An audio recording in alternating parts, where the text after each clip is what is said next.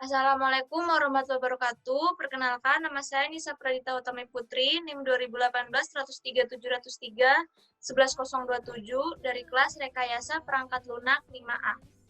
Di sini saya akan mempresentasikan tugas RPL, mereview jurnal nasional terindeks Sinta 2-5 yang menerapkan waterfall.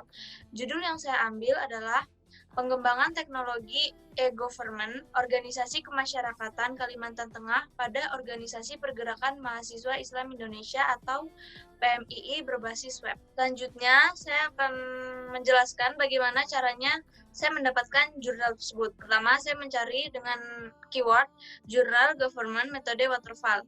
Nah, di sini saya mengcopy jurnal ilmiah Betrick. Pertama, saya itu mencari di Google Cendekia atau Google Scholar Science 2019. Setelah itu, masuk ke Sinta, terus kopikan yang tadi sudah di-copy, terus habis itu kita paste yang bagian search. Nanti kan di sini ada muncul satu jurnal, di situ ada jurnal ilmiah Betrick bersama teknologi informasi dan komputer. Setelah itu klik, dan di sini nanti akan muncul Sintanya. Di sini Sintanya Sinta skor 5. Berarti bisa digunakan. Setelah itu, masuk ke pembahasan. Sistem informasi berbasis komputer menjadi media yang selalu digunakan baik dalam lingkungan perusahaan, sekolah, kelembagaan organisasi masyarakat, ataupun instansi pemerintah negeri maupun swasta saat ini. Organisasi kemasyarakatan merupakan organisasi yang didirikan dan dibentuk oleh masyarakat secara sukarela, kehendak, kebutuhan, kepentingan, kegiatan, dan tujuan untuk berpartisipasi dalam pembangunan demi tercapainya sebuah tujuan negara kesatuan Republik Indonesia. Pemilihan sistem informasi yang tepat akan membantu dalam kegiatan operasional perusahaan, sekolah, kelembagaan, organisasi masyarakat, serta organisasi kemahasiswaan di Indonesia. Salah satunya organisasi kemahasiswaan yaitu Pergerakan Mahasiswa Islam Indonesia atau yang disingkat dengan PMII. Masuk ke permasalahannya, di sini permasalahannya adalah pengelolaan administrasi yang mana administrasi pada PKC dan PC PMII yang dinaungi khususnya PC PMII Sampit masih dilakukan dengan cara atau menyimpan data-data seperti surat masuk dan keluar, pendataan anggota, pengeluaran, dan pemasukan dana masih berupa hard copy atau lembaran kertas, sehingga pengelolaan administrasi kadang kurang efisien. Di sini ada gap analisisnya atau studi literatur. Sesuai instruksi Presiden nomor 3 tahun 2003 tentang kebijakan dan strategi nasional yang mewajibkan kementerian atau lembaga negara, provinsi, kabupaten, dan kota di Indonesia untuk menerapkan e-government menjadi dasar bagi pemerintah tingkat provinsi dalam melakukan e-government. Pemerintah Provinsi Kalimantan Tengah melalui Dinas Komunikasi, Informatika, Persandian, dan Statistik Provinsi Kalimantan Tengah sudah meluncurkan 5 aplikasi government yang dapat mempermudah pelayanan dalam mengakses informasi seputar Kalimantan Tengah. Penerapan aplikasi e-government tersebut digunakan untuk meningkatkan efektivitas proses pemerintahan dan pelayanan yang diberikan kepada masyarakat. Nah, di sini ada salah satu aplikasi yang sudah ada dalam jurnal, dan itu yang akan saya bahas. Untuk metode penelitiannya, yang pertama adalah pengumpulan data. Dalam pencarian fakta-fakta dan data-data yang ada pada PMII Kalimantan Tengah, khususnya PMII Sampit, menggunakan beberapa metode. Adapun metode penelitian dan pengumpulan data yang penulis gunakan yaitu sebagai berikut.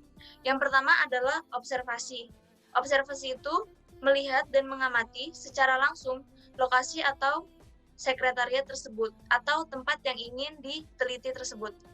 Yang B, wawancara penulis melakukan interaksi serta tanya jawab secara langsung dengan pengelola atau pengurus koordinator cabang atau PKC. Jadi penulis itu dia mewawancarai orang yang ada di situ yang memiliki tanggung jawab untuk mengurus atau yang dipercaya untuk mengelola tempat tersebut. Yang C, studi pustaka. Penulis mempelajari referensi-referensi pada buku, jurnal, internet, serta media lainnya. Jadi si penulis tidak hanya observasi ke tempat dan mewawancarai orang yang ada di tempat itu, tapi penulis juga dia mencari referensi buku atau jurnal untuk membantu penelitiannya tersebut. Yang kedua, metode pengembangan sistem. Pengembangan sistem ini menggunakan metode waterfall. Karena metode ini memiliki kelebihan yaitu pengaplikasiannya mudah. Meskipun demikian, kekurangan dari metode ini adalah ketika tahap terhambat, maka tahap selanjutnya tidak akan dikerjakan dengan baik. Jadi seperti jika salah satu tahapnya error, maka dia tidak akan melanjutkan ke tahap selanjutnya. Setelah itu, detail di tiap fase waterfall. Jadi di sini fase waterfall-nya itu dia detailnya ada pada bagian metode pengembangan sistem yang pengaplikasiannya sangat mudah. Di sini ada gambarnya. Pertama ada analisis, setelah itu ke perancangan, setelah itu ke implementasi, setelah itu ke pengujian, dan setelah itu ke pemeliharaan. Jadi semua yang ada di dalam sini itu saling nyatu dan saling berhubungan. Hasil dan analisanya atau bagian pembahasan aplikasinya. Pengujian sistem informasi ini yaitu merupakan proses pengeksekusian sistem dan dilakukan untuk mengetahui sistem berjalan dengan baik atau tidak.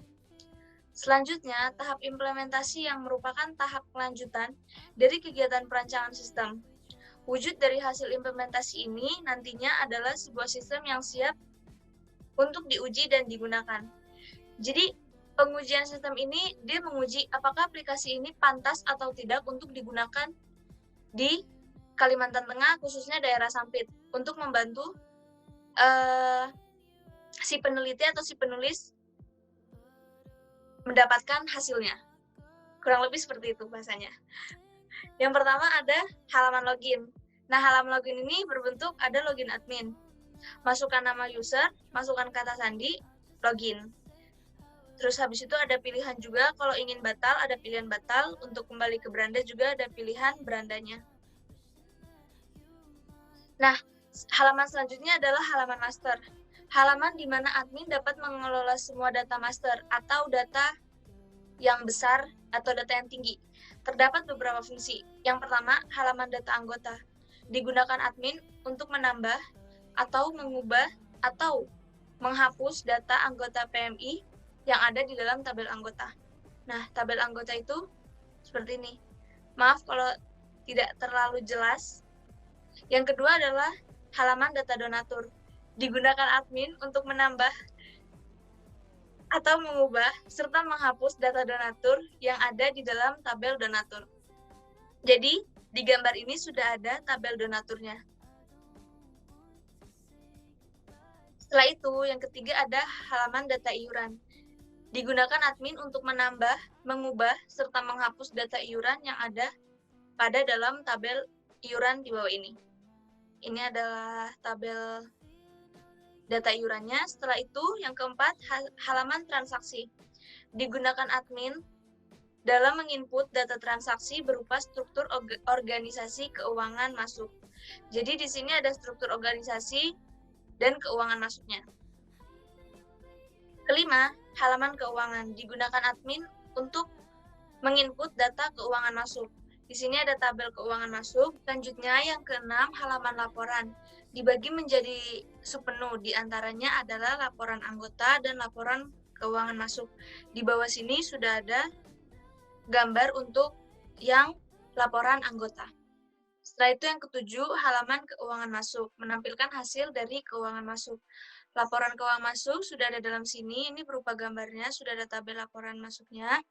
Setelah itu, kesimpulannya, berdasarkan permasalahan yang dibahas, maka dapat disimpulkan bahwa yang pertama, dengan adanya website ini diharapkan dapat memudahkan PMII di Kalimantan Tengah dalam melakukan kegiatan seperti pengelolaan administrasi sesuai AD atau ART organisasi yang ada. Kemudian juga dapat memberikan informasi tentang data anggota, administrasi keuangan, serta program-program kerja pada PMII di Kalimantan Tengah.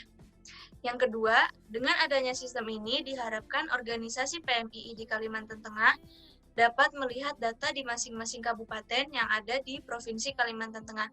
Menurut saya, aplikasi ini sudah sangat membantu pemerintah dan organisasi yang sudah membuatnya dalam mengelola data-data yang masih dilakukan secara manual. Sekian presentasi dari saya. Mohon maaf apabila ada salah kata atau kata yang berputar-putar. Mohon dimaafkan. Saya tutup.